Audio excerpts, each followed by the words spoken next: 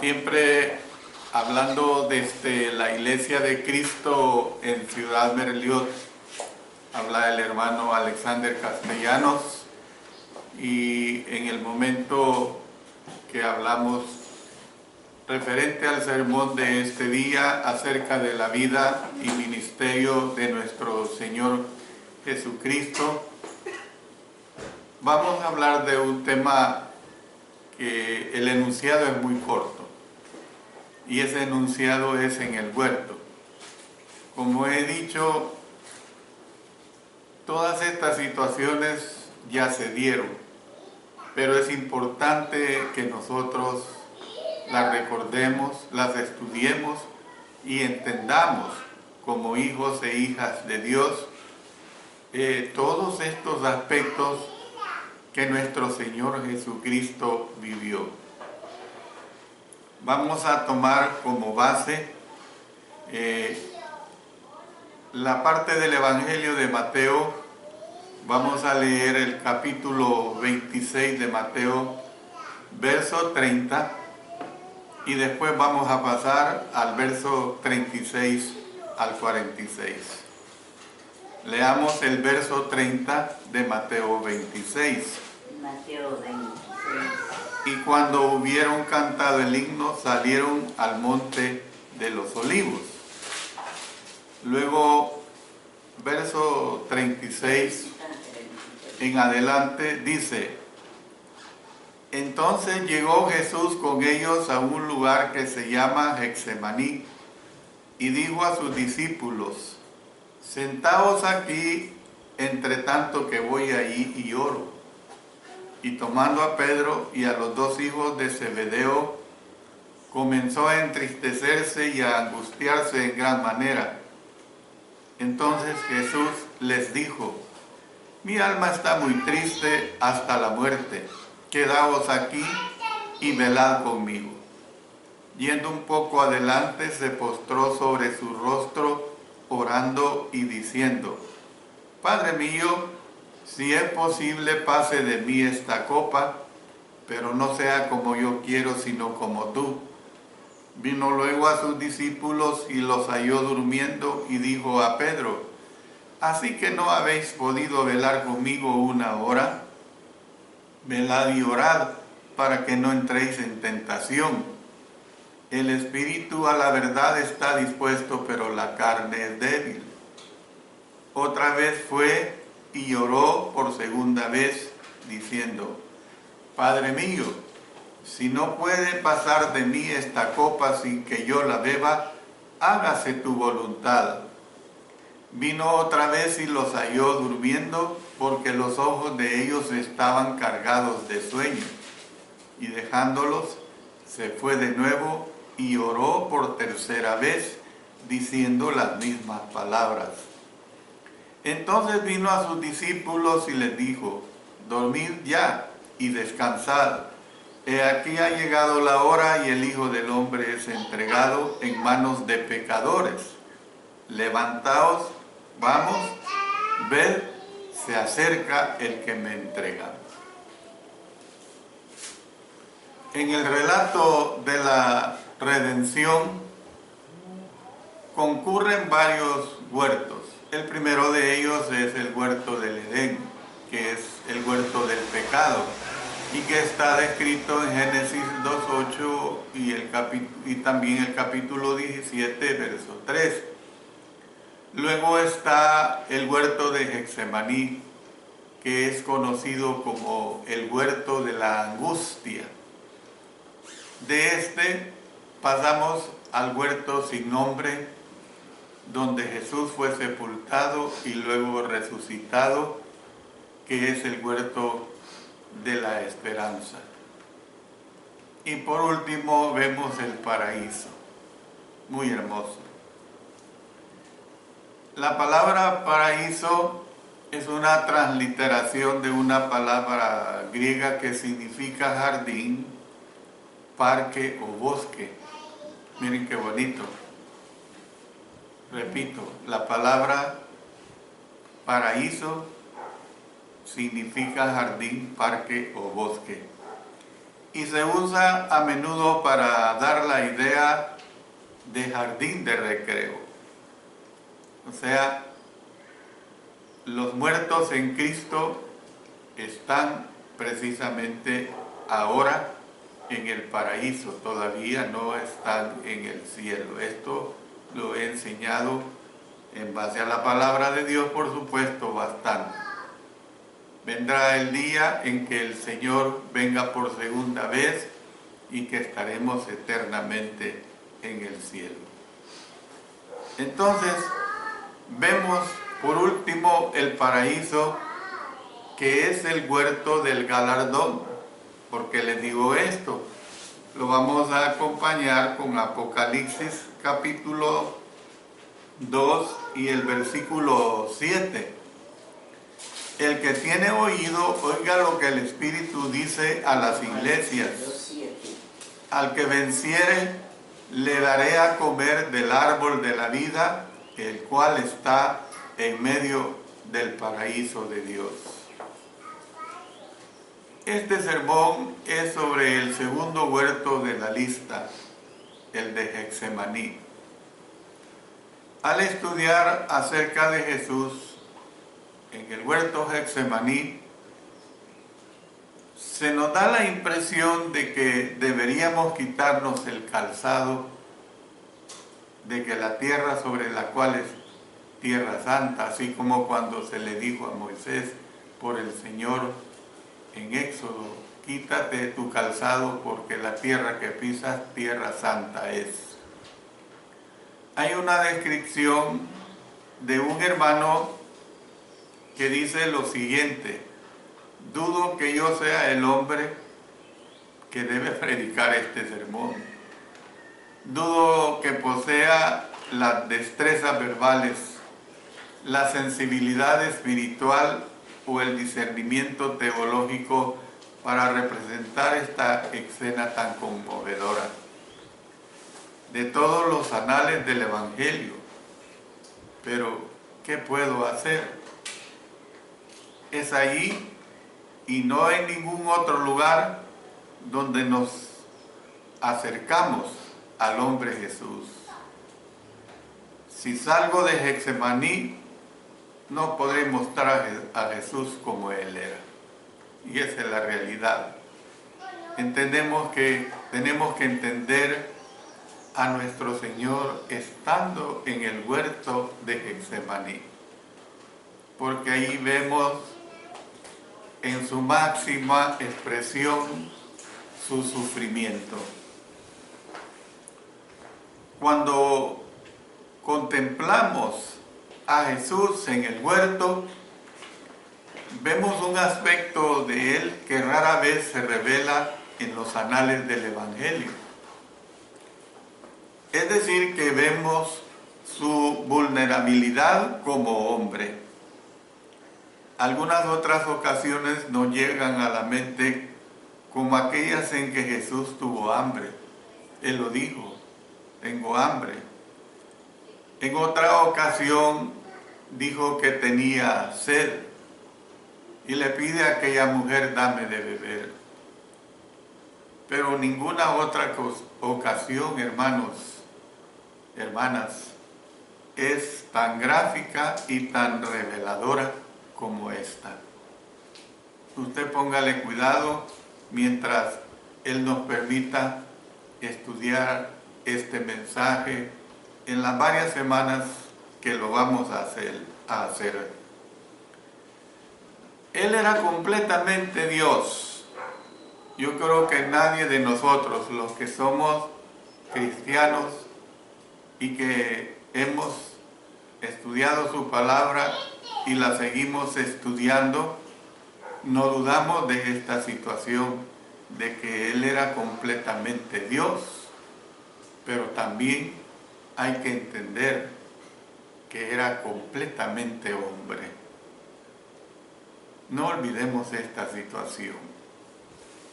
Hay muchos aspectos acerca de la encarnación que nosotros como seres humanos que somos, hermanos, jamás llegaremos a entender.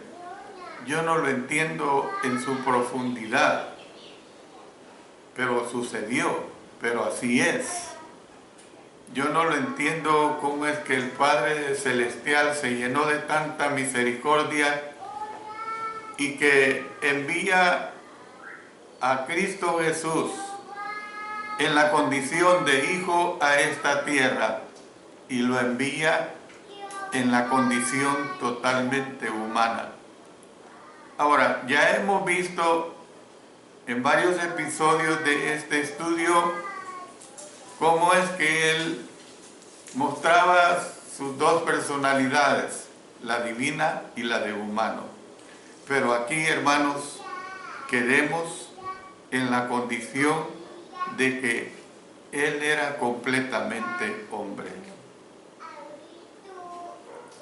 Sin embargo, de vez en cuando debió haber habido tensión entre la condición de Dios y la condición de hombre acerca de nuestro Señor Jesucristo. Esa tensión jamás fue más evidente que allí en el huerto de Getsemaní.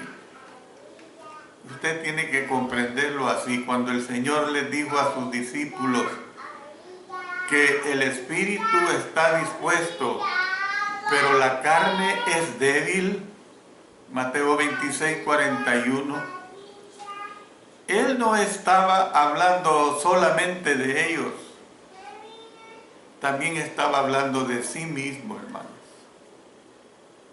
Estaba entendiendo la debilidad de su condición de hombre, la debilidad de su condición de la carne. Así estaba hablando él. El apóstol Pablo escribió que al venir del cielo, Cristo se despojó a sí mismo, hecho semejante a los hombres. Y lo vamos a ver también más descriptivamente cuando veamos Filipenses capítulo 2, versículo 7. El autor también de la epístola a los Hebreos dijo en Hebreos capítulo 2, verso 17, que Jesús debía ser en todo semejante a sus hermanos para venir a ser misericordioso y fiel sumo sacerdote. El autor pues relacionó el proceso por el cual Cristo llegó a ser semejante a sus hermanos con los padecimientos de él al escribir. Noten lo que dice en Hebreos capítulo 2, verso 18. Dice, el mismo Jesús padeció siendo tentado o probado. Y luego en el verso 15 del capítulo 4, dice que fue tentado en todo según nuestra semejanza. Según nuestra semejanza. Entonces, ¿qué es lo que nosotros vemos? Que el sufrimiento de Jesús en la carne incluyó no solo su muerte en la cruz. Miren lo que nos dice la carta primera del apóstol Pedro en el capítulo 3 y el versículo 18. Dice aquí en 1 Pedro capítulo 3, verso 18. Porque también Cristo padeció una sola vez por los pecados, el justo por los injustos, para llevarnos a Dios, siendo a la verdad muerto en la carne, pero vivificado en espíritu. Entonces, el sufrimiento de Jesús en la carne incluyó no solamente su muerte en la cruz, sino también su padecimiento en el huerto. Por eso dice en Hebreos capítulo 5 y el versículo 7, dice, y Cristo en los días de su carne, note esta declaración, Cristo en los días de su carne ofreció ruegos y súplicas con gran clamor y lágrimas al que le podía librar de la muerte. Ahí lo vemos totalmente hecho hombre. Le pide a su Padre, con gran clamor y lágrimas, dice, al que le podía librar de la muerte. Hermanos, hermanas, estoy convencido de que fue en el huerto donde Jesús peleó la más grande batalla mientras Él estuvo aquí sobre la tierra. Esa fue la más grande batalla que Él peleó. En el desierto, Cristo peleó con el diablo, pero el diablo salió derrotado 3 veces. El diablo no pudo hacer nada. Sin embargo, peleó consigo mismo en su humanidad. Esto es una cosa totalmente diferente. Toteo peleó consigo mismo en su humanidad. Desde el momento que Jesús entró en el huerto, hermanos, hasta que expiró en la cruz, su humanidad estuvo ganando terreno y estando en la condición de hombre, soportó estos juicios como si fuera totalmente humano, hermano. Así lo tenemos que ver, así lo tenemos que mentalizar y tenerlo grabado, hermanos. Y si nosotros hacemos ese esfuerzo, vamos a entender más a nuestro Señor Jesucristo. Vamos a entender más lo valioso que ahora en día es nuestra salvación. Vamos a entender más lo valioso que es amar nuestra vida en Cristo Jesús y luchar por nuestro camino al cielo.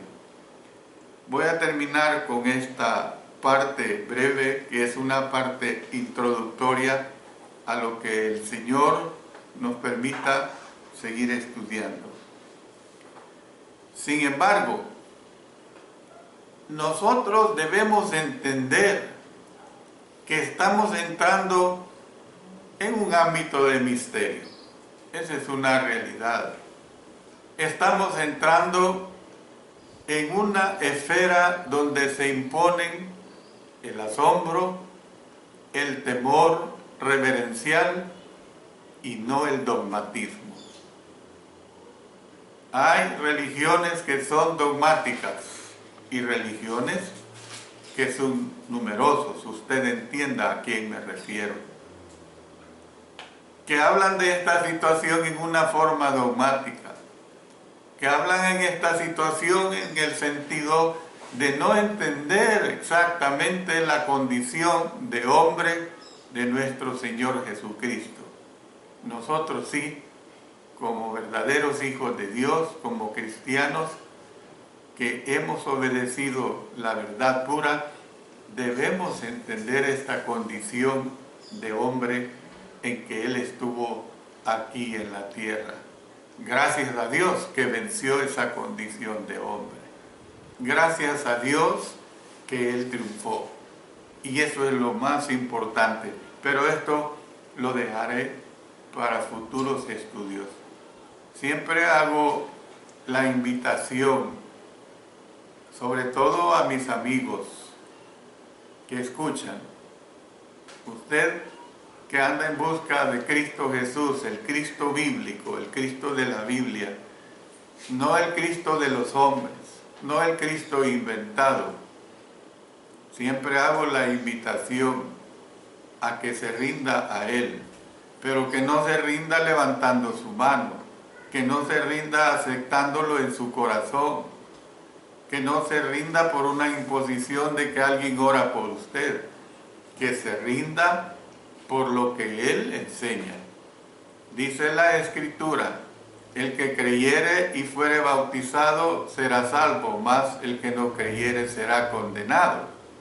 Arrepentíos y bautícese cada uno de vosotros en el nombre de nuestro Señor Jesucristo para perdón de los pecados, y recibiréis el don del Espíritu Santo. Y más abajo en el libro de los Hechos, el verso 47, dice que el Señor añadía a su iglesia a los que habían de ser salvos. Ese es el camino que el Señor le presenta a usted.